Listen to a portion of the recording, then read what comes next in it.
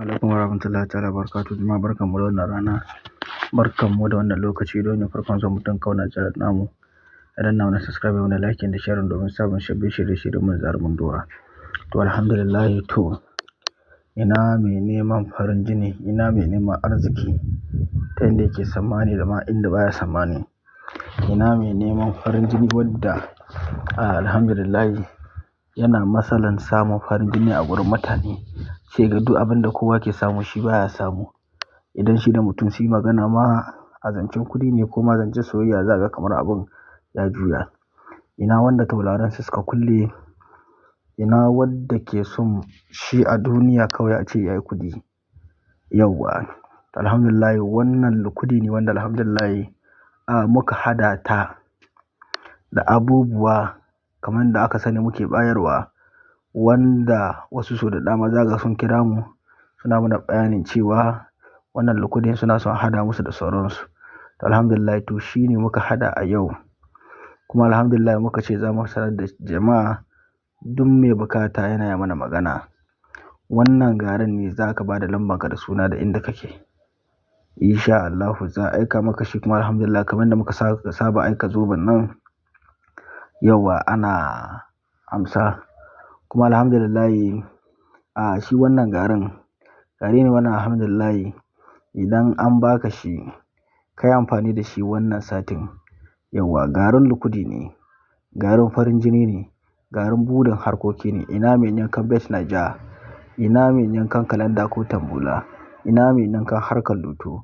Yana da wahala kana amfani da wannan garin kaga kamar ka buga luto ko ka buga wato tambula ka rasa. Insha Allahu idan mutum ya sha wannan garin ya kwanta a bacci zai ji an tashe shi an ce mishi ka je nan an aje kuɗi ka dauka. Idan mutum ya ce daga miliyan 1 zuwa miliyan 5. Wannan garin alhamdulillah gari ne wanda alhamdulillah idan mutum ya sha shi ana kiran shi da garin lukudi. Bakin lukudi. Kuma za ka samu dukiya masu tarin yawa a rayuwanka. Wanda baka taba sammani ba kuma cikin karamin lokaci.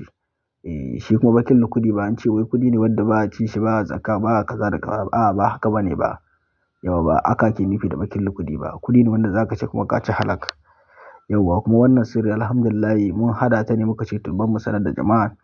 Akwai kwalli kuma wanda yake kwalli ne da farin jini wanda shi ma muka hada. Wanda alhamdulillah duk wannan kwalli duk wanda ya sa shi yake kalle mace da maganar soyayya ko yar fir'auna ce insha Allah sai ya rinjaye ta kuma ya samu biyan bukatar shawaranta. Haka ne idan kana son ka je wajen mai kuɗi don ka rike shi abu kake ji zai baka ko ba zai baka ba kawai ka dangwala wannan kwalli ka sa ka je gurin shi ka je ka tunkare shi. Ko wani irin magana kuke da shi a gurin mutum zai ji da ka hadu da ko da makiyinka ne ka sa wannan kwallin ka hadu da shi ka roki shi abu sai ya baka kuma ba don yana so ba. Shi wannan haka yake. Wannan kwalli ko da makiyinka ne idan ka sa shi ka hadu da shi wallahi sai ya girmama ka kuma ya maka abin da kake bukata. Ko don neman wata alfarma haka wannan shi ma garin lukudin alhamdulillah kan da ka gan shi hakan to haka muka yi shi. Duk inda ka kasance kana na alhamdulillah kana mana magana. Alhamdulillah za mu aika shi kuma sako zai kai gare ka lafiya lokacin da muka saba. Insha Allah wannan shi ba abu ne wanda yake sabon abu ba dama an saba. Ga neman karin bayani na tuntuba kan wannan lambar waya tamu ko kuma yana samu ta WhatsApp. Sakamakon hakan ne ya samu ka hada. Assalamu alaikum warahmatullahi ta'ala wabarakatuh.